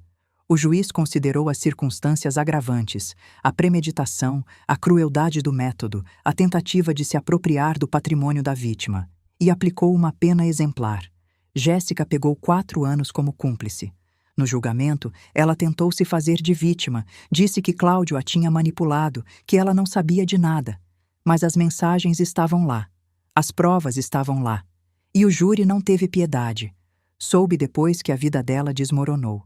Perdeu todos os clientes da personal, a academia onde trabalhava a demitiu, os seguidores do Instagram sumiram. Uma das minhas funcionárias me contou que viu ela outro dia, trabalhando de caixa num supermercado no Tucuruvi. Cabelo preso, uniforme azul, sem maquiagem. Irreconhecível. Dona Carmen, a senhora não vai acreditar quem eu vi passando compra ontem. Eu acreditei. E não senti pena nenhuma. Gustavo não foi preso. O Ministério Público entendeu que ele não tinha participação direta no crime, apenas conhecimento prévio do caso extraconjugal. Mas a reputação dele foi destruída. A notícia saiu em todos os jornais. Filho sabia de plano do pai para envenenar mãe e não contou. E ele perdeu o emprego, os amigos, a namorada. Eu deveria sentir satisfação. Justiça tinha sido feita. Mas o que eu sentia era um vazio enorme. Voltei para São Paulo 2 semanas depois do julgamento. Retomei o comando das minhas lojas, que tinham sido administradas pelas minhas gerentes durante minha ausência. Elas fizeram um trabalho impecável. As vendas tinham até aumentado, mas eu precisava voltar. Precisava de normalidade. Paulo voltou para Campinas. A gente se falava todo dia por telefone, se via nos fins de semana, mas ele tinha a vida dele e eu tinha a minha. A gente estava construindo alguma coisa, devagar, com cuidado, sem pressa. Eu esperei 40 anos, ele disse uma vez. Posso esperar mais um pouco. Fernanda estava sempre por perto. Almoçávamos juntas toda semana, como antes. Mas agora era diferente. Agora não tinha segredos entre nós. Agora eu sabia que ela sempre esteve certa, e ela sabia que eu finalmente tinha enxergado a verdade. Mãe, a senhora está feliz? Ela me perguntou num desses almoços. Estou tentando, filha, um dia de cada vez. O Paulo ajuda? Eu sorri. Ajuda muito. Fernanda sorriu de volta. Bom, a senhora merece alguém que te trate bem. E então, quase 2 anos depois do julgamento, Gustavo apareceu. Eu estava na loja, conferindo um carregamento de inverno, quando uma das funcionárias veio me chamar. Dona Carmen, tem um homem querendo falar com a senhora. Ele disse que é seu filho. Meu coração disparou. Eu não tinha falado com Gustavo desde o dia do tribunal. Não tinha atendido às ligações dele, não tinha respondido às mensagens. Eu não estava pronta, mas ele estava ali. E eu precisava enfrentar isso. Fui até a frente da loja. Gustavo estava parado na calçada, do lado de fora. Ele parecia diferente, mais magro, mais cansado. A barba por fazer, as roupas simples, nada do playboy que eu conhecia. Mãe, ele disse quando me viu. Gustavo. Ficamos em silêncio por um momento. O barulho da rua ao redor, carros passando, gente conversando, a vida normal continuando enquanto a gente se encarava. Posso entrar? Ele perguntou. O que você quer? Conversar, só conversar. Eu hesitei. Parte de mim queria mandá-lo embora. Parte de mim queria gritar com ele, dizer tudo que eu tinha guardado durante esse tempo. Mas outra parte, a parte de mãe, a parte que nunca morre, queria ouvir o que ele tinha a dizer. 5 minutos, eu disse. A gente foi para o escritório no fundo da loja. Eu sentei atrás da mesa. Ele ficou de pé, nervoso. Mãe, eu não vim pedir perdão. Eu sei que não mereço. Então por que veio? Porque eu quero que a senhora saiba que eu entendi. Entendi o que eu fiz. Entendi o quanto eu errei. Eu não disse nada. Só esperei. Eu passei esse tempo todo pensando em como eu cheguei a esse ponto. Como eu virei o tipo de pessoa que sabe que o pai tem uma amante e não conta para a mãe. Que concorda em mentir para o juiz. Que escolhe dinheiro em vez de família. Ele respirou fundo. E eu entendi, mãe. Eu entendi que eu virei uma cópia do pai. Aprendi com ele a mentir, a manipular, a colocar meus interesses acima de tudo. E eu tenho nojo de mim mesmo. Gustavo, deixa eu terminar, por favor. Eu assenti. Eu não vim pedir para a senhora me perdoar. Eu não mereço isso. Mas eu vim dizer que eu quero mudar. Quero ser diferente. Quero merecer ser seu filho de novo. Um dia, se a senhora deixar. Silêncio. E como você pretende fazer isso? Eu perguntei. Eu não sei, mas eu estava pensando. A senhora precisa de ajuda na loja? Qualquer coisa. Carregar caixa, limpar o estoque, varrer o chão. Eu não quero dinheiro, não quero reconhecimento. Só quero estar perto, provar que eu posso ser diferente. Eu olhei para o meu filho.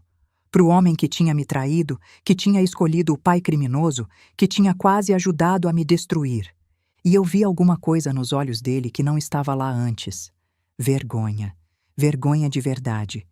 O estoque precisa de organização, eu disse, depois de um longo silêncio. Tem caixas que não são abertas há meses. Precisam ser catalogadas, separadas por tamanho, organizadas nas prateleiras. Eu faço. Não pago nada nas primeiras semanas. Você vem, trabalha e vai embora. Sem conversa, sem drama. Se depois de um mês você ainda estiver aparecendo, a gente conversa de novo. Tudo bem. E Gustavo? O quê? Se você faltar um dia sequer, acabou. Para sempre. Eu não vou faltar, mãe. Eu prometo. Ele começou no dia seguinte. Durante as primeiras semanas, eu quase não falava com ele. Ele chegava às 8, ia direto para o estoque, trabalhava o dia inteiro carregando caixas, organizando prateleiras, fazendo o trabalho braçal que ninguém queria fazer. No fim do dia, ia embora sem reclamar. Na terceira semana, eu passei pelo estoque e vi ele ensinando uma funcionária nova a organizar as peças. Assim fica mais fácil de achar, ele estava dizendo. Minha mãe criou esse sistema há anos. É genial. Minha mãe, não a Carmen, não ela, minha mãe. No segundo mês, eu o coloquei para ajudar no atendimento. Ele aprendeu rápido, descobriu que tinha jeito para a coisa, sabia ouvir as clientes, entender o que elas queriam. No terceiro mês, eu o chamei para o escritório. Gustavo, você está diferente. Eu quero ser diferente, mãe. Eu preciso ser. Ele olhou para mim com os olhos cheios de vergonha. A senhora é a pessoa mais forte que eu conheço. Construiu tudo isso do zero. E eu joguei fora. Por dinheiro. Por covardia. Eu vou passar o resto da minha vida tentando consertar. Silêncio. Vem jantar em casa amanhã, eu disse. A Fernanda vai estar lá. Gustavo arregalou os olhos. Mãe, a senhora tem certeza? Não, mas estou tentando. A Fernanda me odeia. Ela tem razão de odiar. Eu sei, mas ela é sua irmã. E família tenta, mesmo quando é difícil. Gustavo começou a chorar, silenciosamente, sem soluços, só lágrimas escorrendo pelo rosto. Obrigado, mãe. Obrigado. Não me agradece ainda. Isso não significa que está tudo bem. Significa que eu estou tentando. É diferente. Eu entendo. Bom, agora volta para o trabalho. Aquelas caixas não vão se organizar sozinhas. Ele riu no meio das lágrimas.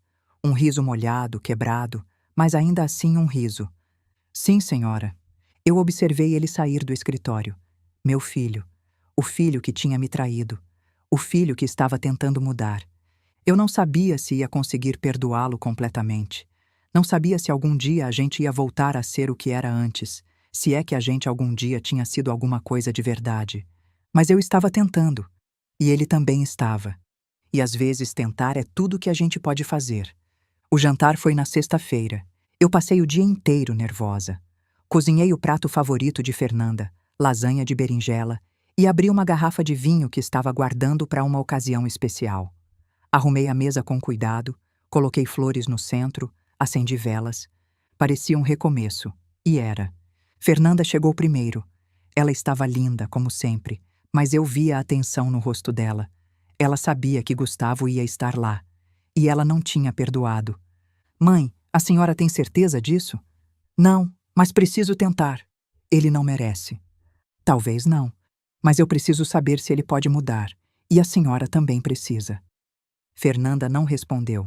Só se sentou no sofá, os braços cruzados, a expressão fechada.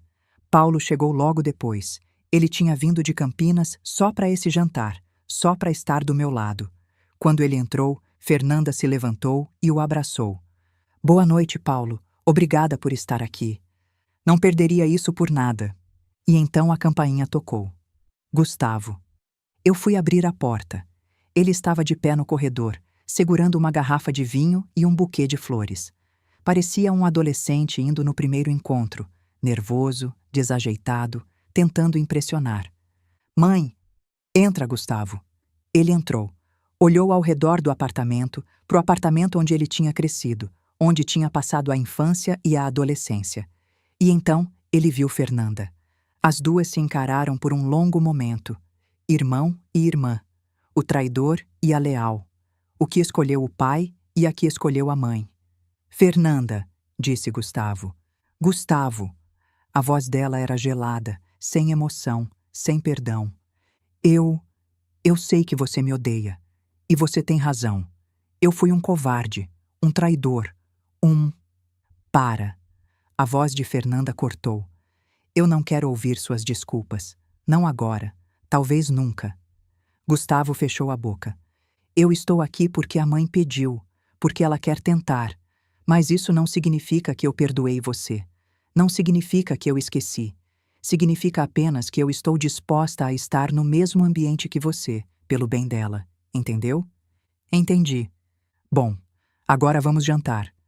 O jantar foi estranho, tenso, silencioso em alguns momentos, forçadamente leve em outros.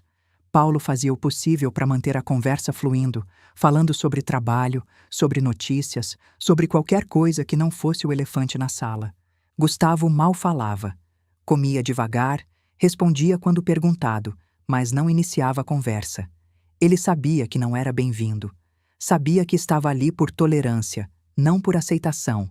Fernanda o ignorava. Falava comigo, falava com Paulo, mas não olhava para o irmão. Era como se ele não existisse. E então, na hora da sobremesa, aconteceu. Eu tinha feito pudim de leite, outra receita de família, outra tradição de décadas. Coloquei as tigelas na mesa e me sentei. Antes de comer, eu disse, eu quero fazer um brinde. Todo mundo olhou para mim. Há mais de 2 anos eu estava num ônibus indo para lugar nenhum, drogada pelo homem que eu achava que me amava. Eu deveria ter acordado sem memória, sem identidade, sem vida. Mas eu acordei. E estou aqui. Minha voz tremeu, mas eu continuei. Eu perdi muita coisa nesses anos. Perdi 33 anos de casamento que descobri que eram uma mentira. Perdi a imagem que eu tinha do meu filho. Perdi a inocência, a ingenuidade, a crença de que as pessoas que a gente ama nunca vão nos machucar. Lágrimas começaram a escorrer pelo meu rosto. Mas eu ganhei outras coisas. Ganhei a certeza de que minha filha é a pessoa mais leal e mais corajosa que eu conheço. Eu olhei para Fernanda. Ela estava chorando também. Ganhei uma segunda chance com um homem que me ama há 40 anos e nunca desistiu de mim. Eu olhei para Paulo. Ele sorriu, os olhos brilhando. E ganhei a esperança de que as pessoas podem mudar, de que os erros não precisam ser definitivos, de que família, mesmo quebrada, pode tentar se reconstruir. Eu olhei para Gustavo. Ele estava chorando silenciosamente, os olhos no prato. Então meu brinde é esse: a família. A família que a gente escolhe, não só a família que a gente nasce, a família que fica do nosso lado mesmo quando a gente não merece, a família que tenta, mesmo quando tentar parece impossível. Eu levantei minha taça. A família. Fernanda levantou a taça dela. A mãe. A mulher mais forte que eu conheço. A mulher que me ensinou a lutar, a não desistir, a levantar e sacudir a poeira. Eu tenho orgulho de ser sua filha, todo dia, toda hora, todo momento. Ela olhou para mim com todo o amor do mundo nos olhos. A senhora é minha heroína, mãe. Sempre foi, sempre vai ser. Paulo levantou a taça dele. A Carmen, a mulher que eu amei a vida inteira e nunca tive coragem de dizer. A mulher que salvou um menino tímido há 40 anos e mudou a vida dele para sempre. A mulher que eu vou amar até o último dia da minha existência. Ele pegou minha mão. Eu esperei 40 anos por você, Carmen, e valeu cada segundo. Gustavo hesitou. Olhou para a taça na mão dele, para o líquido vermelho brilhando à luz das velas. E então ele se levantou. Eu não mereço fazer um brinde. Eu não mereço estar aqui. Eu não mereço a mãe que eu tenho, a irmã que eu tenho, a família que eu quase destruí. Sua voz estava quebrada, as lágrimas escorrendo livremente. Mas eu quero dizer uma coisa que eu deveria ter dito há muito tempo. Ele olhou para mim. Mãe, eu sinto muito. Sinto muito por cada vez que eu escolhi o pai em vez da senhora. Por cada vez que eu ignorei os sinais, que eu fingi não ver, que eu preferi o conforto à verdade. Sinto muito por ter sido um covarde. Ele olhou para Fernanda. Fernanda, você sempre foi melhor que eu. Sempre. Você enxergava a verdade enquanto eu escolhia a mentira. Você ficava do lado da mãe enquanto eu ficava do lado do dinheiro. Você é a filha que a mãe merece. Eu era o filho que ela teve azar de criar. Fernanda não disse nada, mas eu vi alguma coisa mudar nos olhos dela. Não era perdão, ainda não, mas era abertura, possibilidade. Eu não vou pedir para vocês me perdoarem, continuou Gustavo. Eu não mereço isso, mas eu vou prometer uma coisa. Eu vou passar o resto da minha vida tentando ser o filho que a mãe merece, o irmão que a Fernanda merece, a pessoa que eu deveria ter sido desde o começo. Ele levantou a taça, as mãos tremendo. A minha mãe, a mulher mais forte do mundo, a mulher que eu traí e que mesmo assim está me dando uma segunda chance. Eu prometo que não vou desperdiçar. Silêncio. Fernanda não disse nada. Não levantou a taça. Não olhou para ele. Gustavo ficou de pé, sozinho, com a taça erguida e ninguém para brindar junto. Depois de um momento que pareceu durar uma eternidade, ele abaixou a taça e sentou. Em silêncio. Derrotado. Brindamos. Só os três. Eu, Fernanda e Paulo. Gustavo ficou olhando para o prato, sem participar. O jantar terminou em silêncio. Ninguém tocou no pudim. Fernanda foi embora primeiro. Ela me abraçou na porta, apertado, por muito tempo. Eu te amo, mãe. Eu também te amo, filha, mais do que tudo. Sobre o Gustavo. O quê? Ela respirou fundo. Eu não perdoei, e não sei se vou perdoar. Ele pode trabalhar na loja, pode tentar mudar, pode fazer o que quiser. Mas para mim, ele morreu naquele tribunal, o dia que ele escolheu o pai em vez da senhora. Fernanda, eu sei que a senhora quer que a gente seja família de novo, mas tem coisa que não volta, mãe. Tem coisa que quebra e não cola. Ela me deu um beijo na testa. A senhora é boa demais, eu não sou. E foi embora. Gustavo saiu logo depois. Na porta, ele parou. Mãe, obrigado, pelo jantar, pela chance. Eu olhei para o meu filho, para o homem que tinha me traído, para o homem que estava tentando mudar. Gustavo, eu vou ser honesta com você. Ele esperou. Eu não sei se consigo te perdoar. Não sei se algum dia vou conseguir. Você pode continuar trabalhando na loja, pode continuar tentando, mas não espera que as coisas voltem a ser como eram, porque não vão. Os olhos dele se encheram de lágrimas. Eu entendo, mãe. Eu espero que você entenda de verdade, porque a Fernanda não vai mudar de ideia. E eu estou tentando, mas tentar não é a mesma coisa que conseguir. Eu sei. Então vai embora, Gustavo. A gente se vê na loja segunda-feira. Ele olhou para dentro do apartamento para Paulo que estava na sala.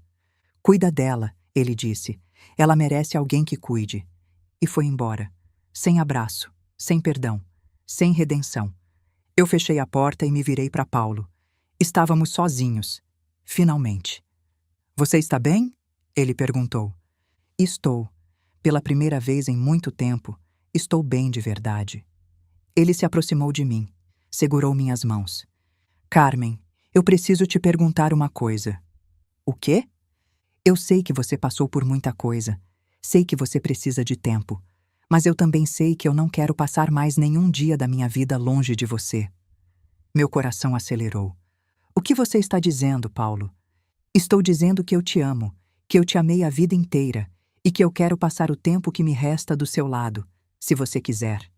Silêncio. Eu não estou pedindo em casamento, ele continuou rapidamente. Não agora. Você acabou de sair de um casamento de 33 anos. Você precisa de tempo, eu entendo.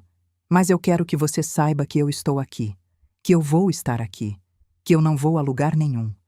Eu olhei para ele, para o homem que eu tinha deixado ir embora 40 anos atrás, para o homem que tinha esperado por mim todo esse tempo, para o homem que tinha me salvado quando eu achei que estava perdida.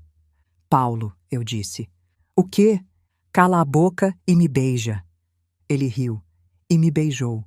Um beijo de 40 anos de espera. Um beijo de segundas chances. Um beijo de recomeço. Quando nos separamos, eu estava chorando. Mas eram lágrimas boas. Lágrimas de felicidade.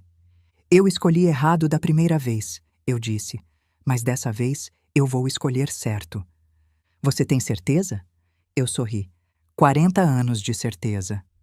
A gente ficou abraçado por muito tempo no meio da sala vazia, com as taças de vinho esquecidas na mesa. Eu não sabia o que o futuro ia trazer. Não sabia se ia conseguir perdoar Gustavo de verdade. Não sabia se Fernanda um dia ia olhar para o irmão sem raiva. Não sabia se as feridas iam cicatrizar ou se iam deixar marcas para sempre. Mas eu sabia de uma coisa: eu tinha sobrevivido. Tinha sobrevivido ao café envenenado, ao marido traidor, ao filho covarde. Tinha sobrevivido a 33 anos de mentiras e a uma tentativa de me apagar da existência. E agora eu estava ali, nos braços de um homem que me amava de verdade, com uma filha que era minha melhor amiga, com um negócio que eu tinha construído do zero. Não era um final feliz. Era um recomeço. E às vezes recomeçar é tudo o que a gente precisa. Ele quis me dar veneno. Eu dei cadeia. Eu achava que conhecia meu marido. Achava que conhecia meu filho. A vida me mostrou que a gente só conhece as pessoas de verdade quando elas precisam escolher um lado. Se você chegou até aqui, se inscreve no canal para não perder as próximas histórias. E me conta, quem te decepcionou assim